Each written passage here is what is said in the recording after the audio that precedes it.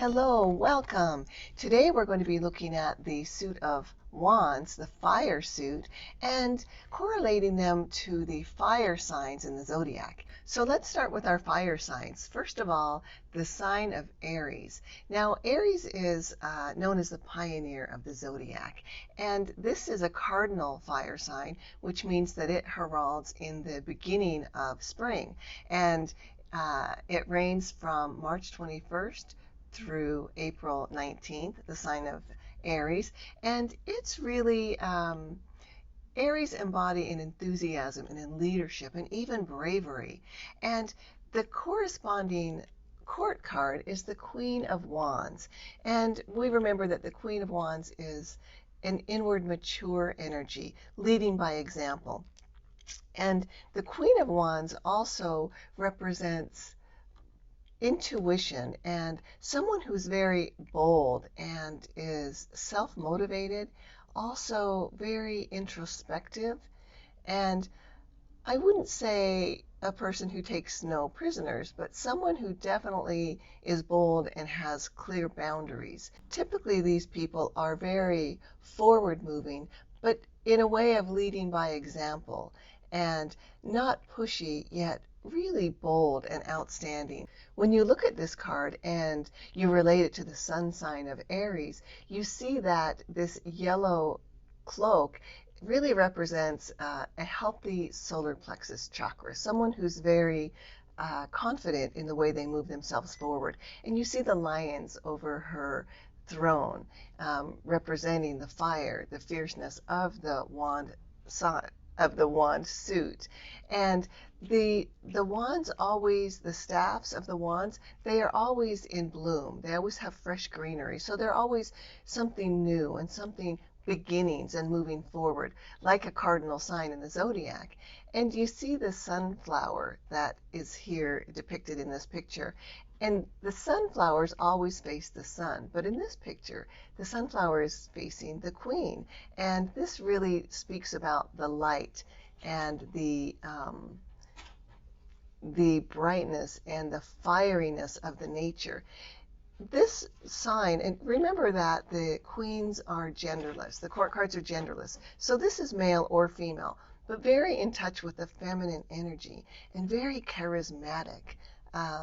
Sometimes just really clever, also insightful. And you see that black cat really denotes that this person doesn't care too much about what others think, is not superstitious, but more of a knowingness, an inner knowingness. And the wand suit, this card in the Aries, they're very ambitious and they're assertive and they're really natural born leaders, the Aries are. And when we correspond the sign of Aries with the Major Arcana in the tarot, it is the Emperor who represents the sign of Aries.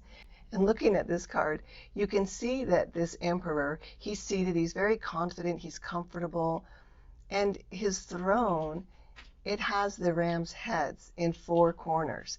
This is a card of balance and structure and foundation and represents the sign of Aries, or corresponds to the sign of Aries. And when you look at this red cloak and the red cape, this really denotes a strong root chakra and someone who's very grounded and very firm in their structures and leading by example. The Emperor also represents authority, assertiveness, and a natural trailblazer and initiator. So very much in line with the sign of Aries. And the next fire sign of Leo, we have the King of Wands representing Leo. Leos are known as the creatives in the zodiac, and they are a fixed fire sign.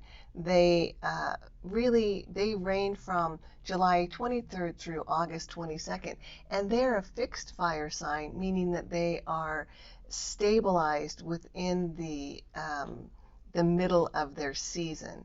And this has a lot to do with creativity and confidence and even a desire for recognition. Leos definitely like to be noticed and seen. It's got an outwardly mature energy, and not gender-wise, just genderless, an outwardly mature energy, really doing and creating physical, tangible within their realm. They really impose their guidelines and their structures into their world. And the card that represents Leo in the Major Arcana is the Strength card. And the Strength card, this card, it is all about inner strength. And really, it represents courage and power to overcome obstacles, inward obstacles, and even outward obstacles in life. The Strength card, correlating to Leo, really represents shining brightly and attracting attention in positive ways and even inspiring others. And you see in this card this woman in white. The white represents innocence and purity and true intention. We've got the lemniscate above her head, which is the infinity symbol of us always needing to create from within. The way that we control our own inner beasts or our own negativity, our own weaknesses, how we overcome them, and how we shine those out into our world. And in this card, you actually see that this individual, they have their hand in the lion's mouth. Of course, lion representing the Leo. And the lion's got its tail tucked between its legs. This is not shame. This is acquiescence. This is surrender. This is taming of our own inner wildness, our own inner recklessness. Because as a Leo, wanting attention and learning that not all attention is positive, right? Learning to maybe corral some of the recklessness that can go with wanting to be in the spotlight, and learning how to tame our inner wildness so that we can exude that warmth and creativity and loveliness that really is all about Leo. Okay, so there's a lot more to say about this card when we get specifically to the Major Arcana. Now, the next fire sign is Sagittarius. Sagittarius is known as the adventurer, and they reign from November 22nd through December 21st. This is a mutable fire sign, and that means that Sagittarius reigns at the end of a season. And mutable signs, they're pretty good with change. They're good with moving into change and even creating change. And it's the Knight of Wands that represents the Sagittarius. And remember when we talked about the rankings in the court cards, and that the Knights are very much teenagers, or like teenagers. They can be a little bit erratic. They're super adventurous, optimistic, and they kind of have a thirst for knowledge. They really want to know and understand what's going on around them. And they also can be a little bit erratic.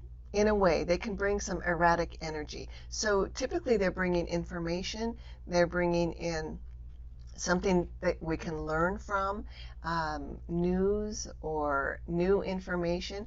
And at one moment they can be very grounded and very positive and forward moving. And because they're a changeable, mutable sign, oftentimes they can almost just switch so quickly, it's hard to catch. With a blink of the eye, they're in a whole different energy.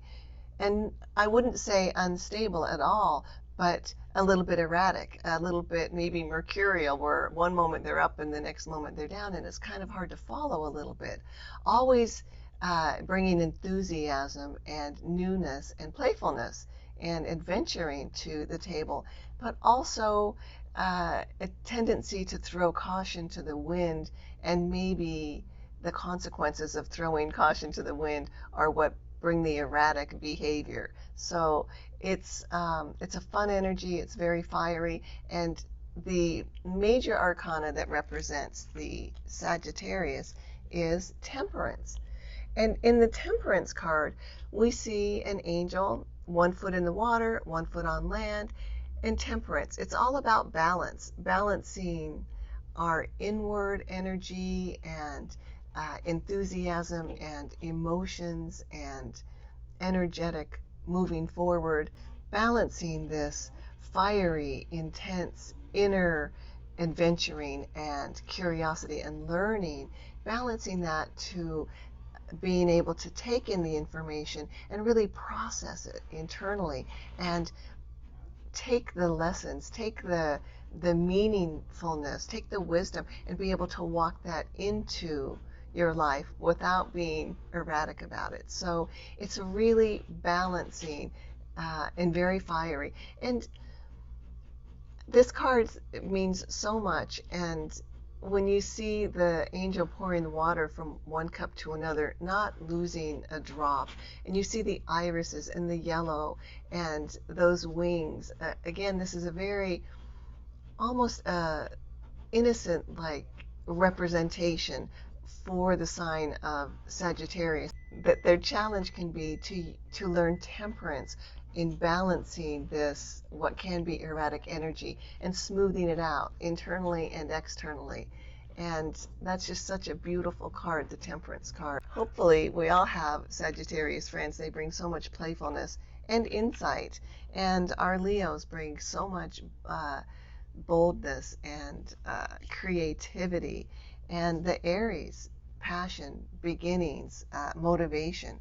Now you're probably wondering, well, what about the page? Yes, the pages are the youngsters, and their energy is not fully developed, so they bring to the tarot possibilities and potentials and opportunities. I guess the Hermetic Order of the Golden Dawn decided that these youngsters are left to impact the energy into the readings depending on the cards around them, but not really specifically defined by any major arcana. So that's the best I can answer that for you.